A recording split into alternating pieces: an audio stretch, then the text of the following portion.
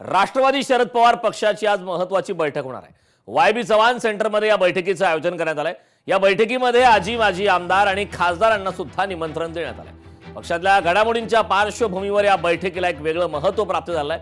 मागच्या काही दिवसांपासून राष्ट्रवादी पक्षामध्ये अंतर्गत ज्या प्रकारच्या घडामोडी घडतायत त्या संदर्भात आजच्या या बैठकीला महत्त्व आहे। राष्ट्रवादी शरद पवार यांच्या पक्षाची आज ही महत्त्वाची बैठक होणार आहे। वाय.बी. चव्हाण सेंटरमध्ये या बैठकीचं आयोजन करण्यात आलंय। तर या बैठकीमध्ये संपूर्ण आजी माजी आमदार आणि खासदार यांना निमंत्रण देण्यात आलं आहे।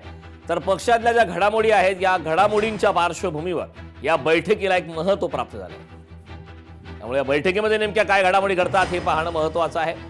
आगामी काळात विधान परिषदेच्या सुद्धा निवडणुका आहेत, त्या संदर्भात या बैठकीमध्ये काही चर्चा होते का हे पाहणं महत्त्वाचं आहे। या संदर्भात ताजे अपडेट देण्यासाठी आपला प्रतिनिधी मीनाक्षी म्हात्रे आपल्या सोबत जोडलेत। मीनाक्षी, आपण पाहतोय राष्ट्रवादी शरद पवार पक्षाची आज महत्त्वाची बैठक वाय.बी. चव्हाण सेंटर या ठिकाणी होणार। या बैठकीमध्ये नेमकं काय घडू शकतं? निश्चितच कारण आपण पाहतोय की राष्ट्रवादी काँग्रेस शरदचंद्र पवार पक्षाची आज महत्त्वाची बैठक बोलवण्यात आलेली आहे।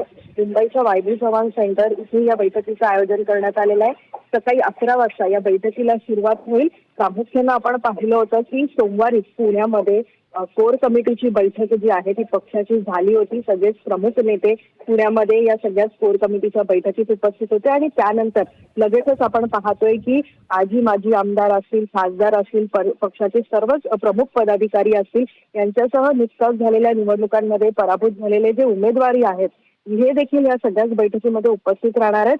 खरं तर आपण पाहिलं तर राज्यातील बदलती राजकीय परिस्थिती असेल किंवा मग भविष्यातील निवडणुकांच्या तयारीच्या दृष्टीने ही बैठक महत्त्वाची मानली जात आहे। खरं तर आपण पाहिलं या बैठकीचं आयोजन जरी करण्यात आलं असलं तरी प्रामुख्यानं शरद पवार या बैठकीमध्ये उपस्थित राहणार आहेत आणि कशा पद्धतीत येणाऱ्या काळामध्ये ज्या निवडणुका आहेत मग विधान परिषदेच्या असतील, स्थानिक स्वराज्य संस्थेच्या निवडणुका असतील, त्या सगळ्याच पार्श्वभूमीवरची रणनीती जी आहे ती आखली जाणार आहे। निश्चितच यासोबतच आपण पाहतोय की नुकताच सुनील तटकरे असतील, जे अजित पवार पक्षाचे प्रदेश अध्यक्ष आहेत किंवा मग कार्याध्यक्ष आपण पाहिलं तर प्रफुल्ल पटेल यांनी देखील शरद पवारांची भेट घेतली होती। त्या अनुषंगाने देखील काही चर्चा होते काय हे देखील पाहणं महत्त्वाचं राहणार आहे। तर अगदीच मीनाक्षी, आपल्यासोबत अशीच जोडलेली राहा। वळूयात पुढच्या महत्त्वाच्या बातमीकडे। लोकशाही मराठी ऐका, पहा, जागरूक रहा।